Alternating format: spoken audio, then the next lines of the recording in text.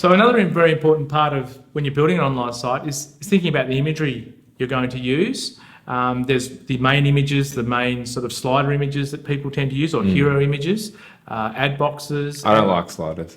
Fair enough. They don't they're sort of convert going very out. well. Yeah. And also the product images as well. You know, what images you're going to use. Very important in terms of, you know, the background they're going to use. It can make a massive difference to your site if you can choose photographs, whether it's your own photographer or use a stock site.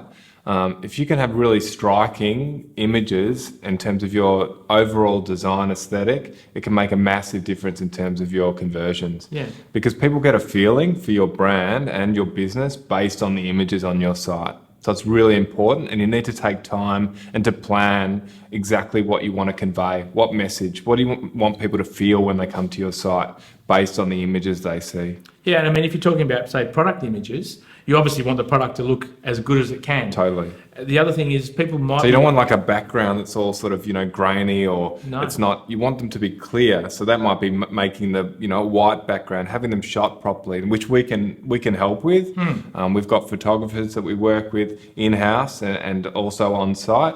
And even if you've got images which do have that background, an inconsistent background, we do have people who can go and actually, you know, give them a white, so actually etch out and give them all a nice white background as well. A thing also is around the size. How big a picture do you need? Because we're obviously talking about the web. We're not talking about having something in print. Yeah. So there are different requirements, I guess, in the size of those images. Yeah, you're required. spot on. And I think one of the biggest considerations more recently, and it's now become a ranking factor for Google, is page loading speed, and that's affected quite often by the size of images on sites. And if you look at a sort of a series, you know, you'll do a test on a site and you look at the actual chart of what's affecting the speed of the site, you'll see that it's quite often, you know, 60, 70% is the actual images.